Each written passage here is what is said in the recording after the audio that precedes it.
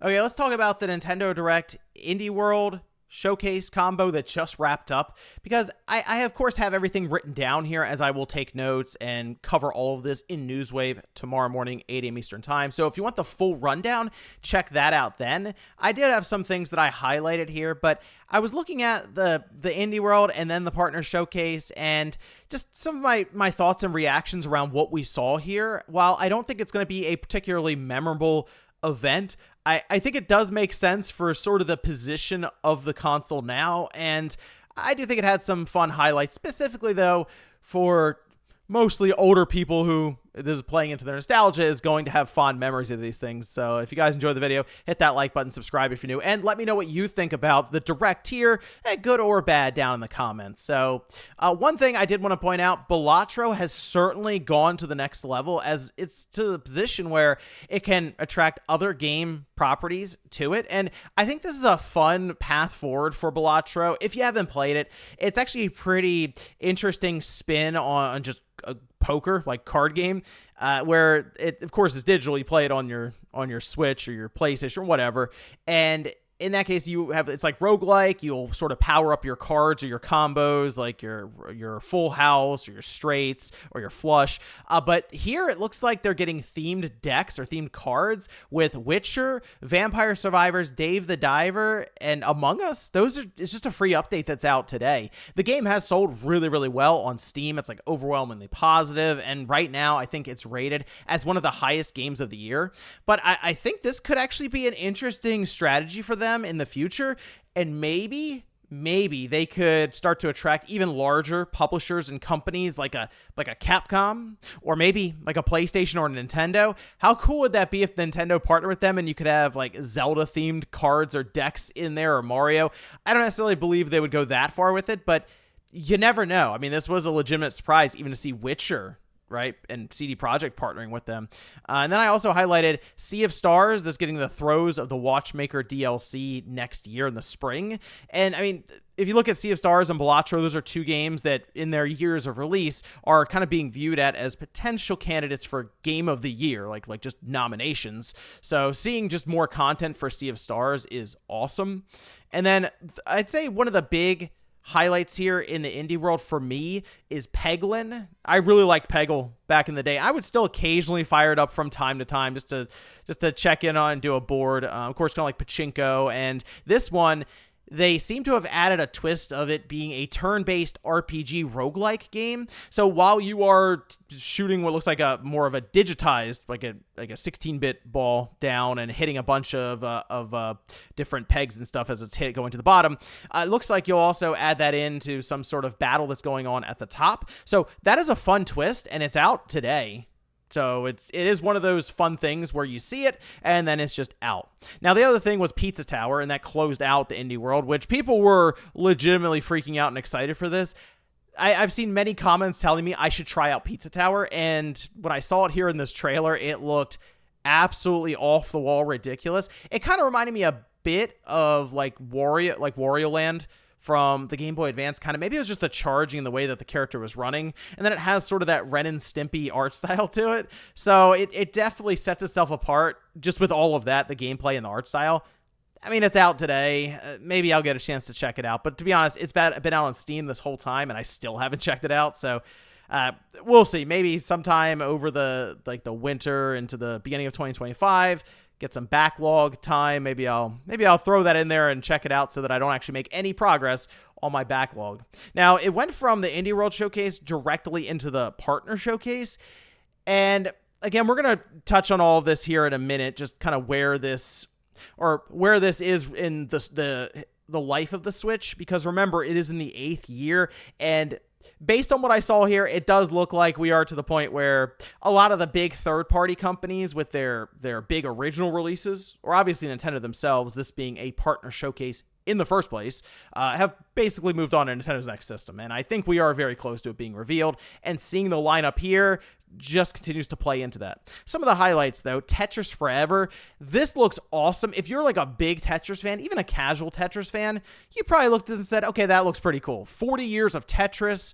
They're going to have like documentary clips that you can watch. They have this new Tetris Time Warp where it'll jump between different eras of Tetris in games. So as you're playing, maybe you clear a board, boom, it jumps over to a Tetris game from like 20 years ago or something. It jumps up to a newer one, and that seems pretty fun. It says it's slated for 2024, so it should be out here pretty soon then. I also put down Stalker Legends of the Zone Trilogy. That already went to the Xbox and PlayStation, but I was curious to see how this one would run on the Switch, because Stalker, while it is an older game, I remember it did press PCs, even top-line PCs, years and years, like decades ago at this point, when it first came out. But it is interesting to see that in handheld form with the Switch.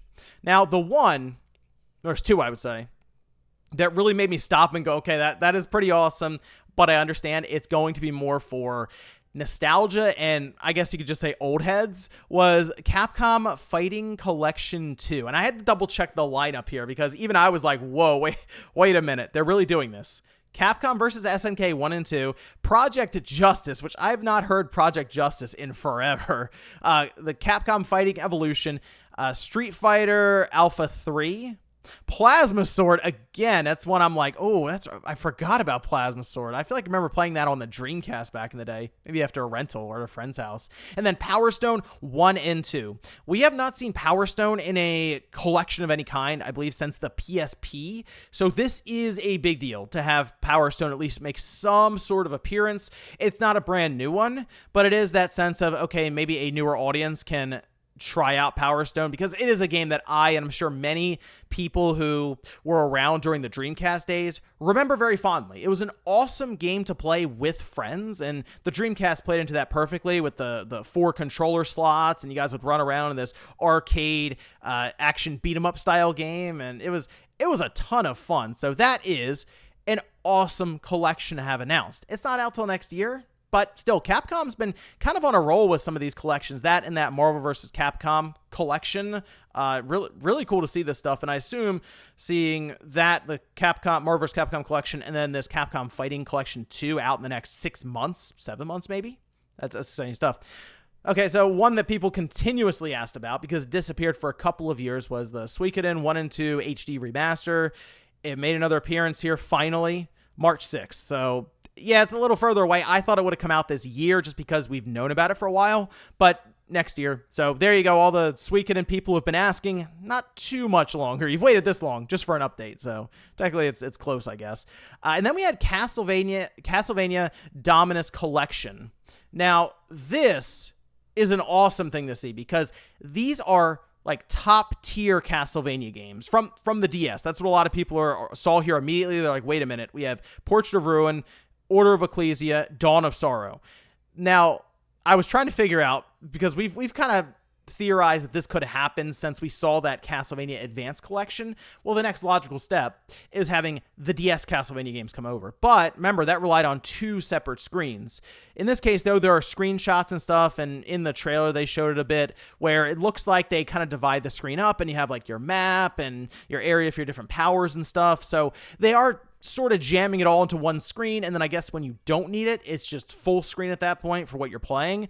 But it is that situation of developing for a system like the DS, as an example, or anything that has that, we'll call it a strange gimmick. Yes, you do run into the situation later on of, how do we remaster this well? And it seems like it is that point of, this is all we can really do. But these are some awesome Castlevania games, and they're out today. So that is something that I think plays into some of the excitement here. You see a game or a collection of games like this that are awesome, and they're out immediately. It's like, oh, great. And it's actually out on a bunch of systems. So it is that sense of, yeah, it was a Nintendo Direct, but even if you have like a PlayStation or anything, you can benefit from this too. So to me, that was pretty exciting. And then finally, to close out, Yakuza Kiwami. Now, this is out October 24th, and as they mentioned, it's a way to get started in what is a long line of lore around the Yakuza franchise, now called Like a Dragon. In the US, it's been Like a Dragon pretty much the whole way.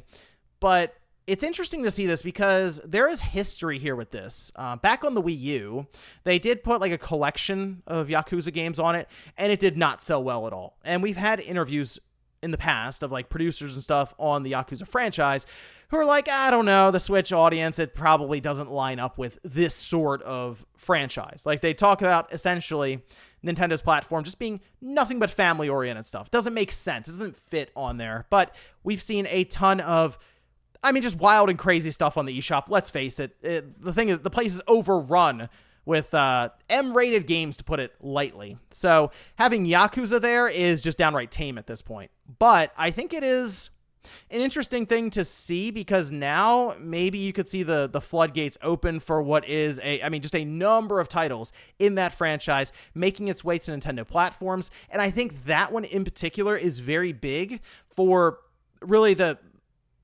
setup for Nintendo's next system, as that would be one that I could see get a ton of Like a Dragon titles going forward, even the brand new ones day and date. All in all, though, there were a bit over 45 game announcements here, all of that done in just over 40 minutes. So it was very rapid, very quick, a lot of stuff hitting. And I understand looking at this and the list that I have written down here, nothing massive in terms of new titles. It was a lot of updates, a lot of remasters, sure, and then just a lot of ports to the platform. But in its 8th year, and really us, I think, being right around the corner now for the next system being revealed, which is where a lot of the third-party big original titles will be, and Nintendo original titles, first-party stuff, obviously, will debut.